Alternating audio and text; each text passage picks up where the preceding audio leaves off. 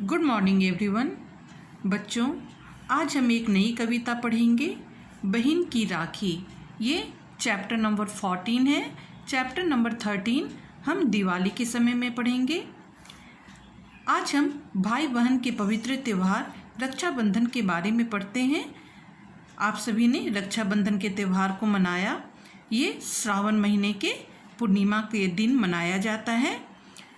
ये भाई बहन का एक पवित्र बंधन है जिसे भाई बहन बहुत ही उल्लासपूर्वक मनाते हैं। आमतौर पर ये रक्षाबंधन का त्यौहार सबसे पहले राजस्थान से शुरू हुआ। राजस्थान में राजपूत जब लड़ाई पर जाते थे तब महिलाएं उनके माथे पर कुमकुम का तिलक लगाती थी और हाथ में रेशमी धागे के रूप में रक्षा सूत्र बांधती थी। उनका विश्वास था कि यह धागा उन्हें लड़ाई में जीत दिलाएगा। लेकिन यह सिर्फ हिंदुओं का ही त्यौहार नहीं है। बाद में इसे रानी कर्णवती ने एक मुस्लिम राजा हुमायूं से रक्षाबंधन के रूप में एक मदद मांगी थी। तो हम देखते हैं कि यह विभिन्न संप्रदायों में बहुत ही प्रेम पूर्वक मनाया जाता है यह पर्व। तो आइए हम इस कविता को पढ़ते हैं और इसके अर्थ को भी समझते हैं। ये कविता राम प्रकाश राकेश द्वारा लिखी गई है, जिसमें उन्होंने भाई बहन के आपसी प्रेम के बारे में बताया है। कर का बंधन नहीं बंधु, मन का रक्षा बंधन है। राखी के इन दो धागों में प्यार भरा जीवन है। यहाँ कवि कह रहे हैं कि यह जो रेशमी धागा है ये सिर्फ हाथ का बंधन नहीं है, बल्कि यह दो मन, भाई और बहन के पवित्र रिश्ते का बंधन है। राखी के इन दो धागों में प्यार भरा जीवन है। इस राखी को इन जो दो धागों से हम इसे अपने भाई के हाथ में जो रक्षाबंधन बांधते हैं, यह इन दोनों भाई बहन के आपसी प्रेम को भी दर्शाता है। और दोनों यह प्रण लेते हैं कि हम दोनों जीवन भर एक दूसरे की रक्षा का प्रण लेते हैं। यानी आप देखोगे कि जब बच्चे बड़े हो जाते हैं तो वो सबसे ज़्यादा अपने भाई बहन के ही करीब आते हैं। अपने जितने भी सुख दुख हैं वे आपस में एक दूसरे से बांटते हैं। तो कहा जा रहा है कि यह भाई बहन का एक पवित्र रिश्ता है और दोनों एक दूसरे के सुख दुख में शामिल होने का प्रण लेते हैं और एक दूसरे की रक्षा का भी प्रण लेते हैं। अगर कोई विपत्ति में कभी आ जाए तो भाई अपने बहन की रक्षा का प्रण लेता है और एक बहन अपने भाई की रक्षा का प्रण लेती है कि वे दोनों हमेशा एक दूसरे के लिए हमेशा उनके सुख दुख में खड़े रहेंगे। जैसे कि हम प्राचीन इतिहास के बारे में सुनते हैं कि जब राणा सांगा की विधवा रानी कर्णवती उस वक्त हुमायूं को राखी भेजती है जब गुजरात के बहादुर शाह ने चित्तौड़ पर हमला कर दिया था। उस समय वह इतना घबरा जाती है कि उसके ये वश की बात नहीं रहती है कि रानी कर्णवती इतने बड़े फौज का सामना कर सके और अपने साम्राज्य की रक्षा कर सके। उस समय वह राजा हुमायूं को एक रेशमी धागा के रूप में रक्षाबंधन भेजती है और उसे अपना भाई बनाते हुए कहती है कि अब मेरी लाश तुम्हारे हाथों में है। उस समय हुमायूं बंगाल में चढ़ाई करने की योजना बना रहे थे, लेकिन रानी कर्णवती के द्वारा मिले हुए रक्षाबंधन को स्वीकार करते हुए और राखी की लाज को निभाते हुए वह रानी कर्णवती की सहायता के लिए वहां पर पहुंच जाते हैं और दुश्मनों से उनकी रक्षा करते हैं। तो उसी समय से यह रक्षाबंधन का पवित्र त्यौहार काफ़ी धूमधाम से मनाया भी जाता है।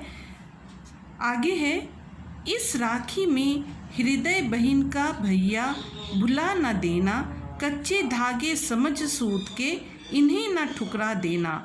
अब यहाँ एक बहन अपने भाई से यह उम्मीद करती है कि भैया सिर्फ इसे रेशमी धागा समझ करके तुम इसे ठुकरा मत देना, क्योंकि यह मात्र एक रेशम का धागा नहीं है, बल्कि इससे हमारी बहुत सारी उम्मीदें जुड़ी हुई हैं। इसलिए इसे तुम सिर्फ एक कच्चा धागा समझ करके इसे ठुकराना मत, क्योंकि ये हमारे जीवन का एक ऐसा बंधन है जो हम दोनों को एक पवित्र रिश्ता में जोड़ता है और एक दूसरे की भलाई का प्रण भी लेता है। इसलिए इसे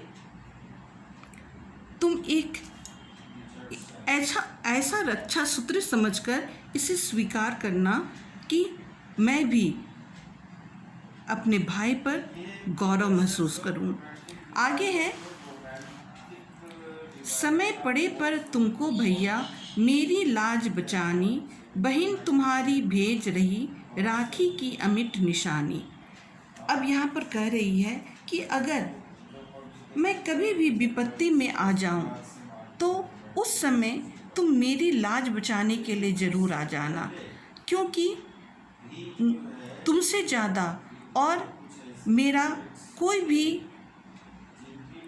हमदर्द नहीं है जो मेरे दुख को समझ सकता है। उस समय मैं ज़रूर तुमसे यह उम्मीद करूँगी कि तुम मेरी लाज बचाने के लिए ज़रूर कठिन से कठिन परिस्थिति में भी मेरे साथ खड़ा रहोगे।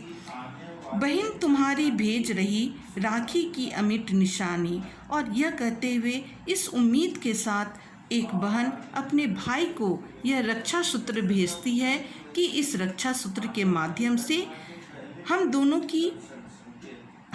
के बीच जो पवित्र रिश्ता है वह हमेशा कायम रहे और एक दूसरे पर हमारा विश्वास इतना बना रहे कि हम समय पर कभी भी एक दूसरे के काम आ सकें। तो यह कविता एक भाई बहन के आपस में प्रेम की कविता है, जिसे राम प्रकाश राकेश ने बहुत ही बखूबी दर्शाया है।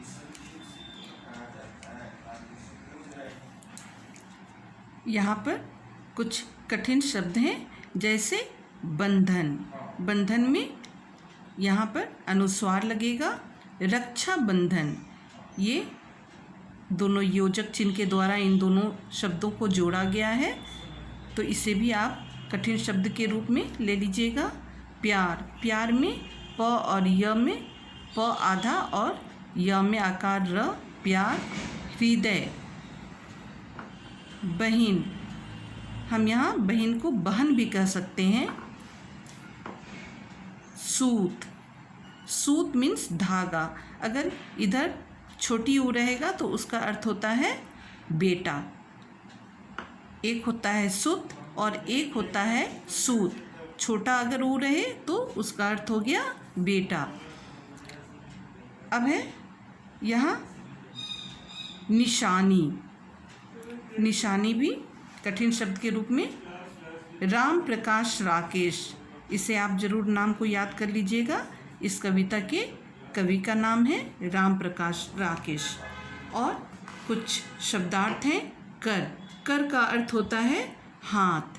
बंधु, बंधु का मतलब होता है भाई। और यहाँ अमिट, अमिट का अर्थ होता है कभी ना मिटने वाली। निशानी का अर्थ हो गया चिन्ह। हृदय का अर्थ हो गया, यानी इस राखी में हृदय बहन का, इसका कहने का मतलब है कि अपने पूरे दिल से वह इस राखी को या रक्षाबंधन को भेज रही है। तो ये कठिन शब्द और शब्दार्थ हो गए। कल हम कुछ अभ्यास करेंगे।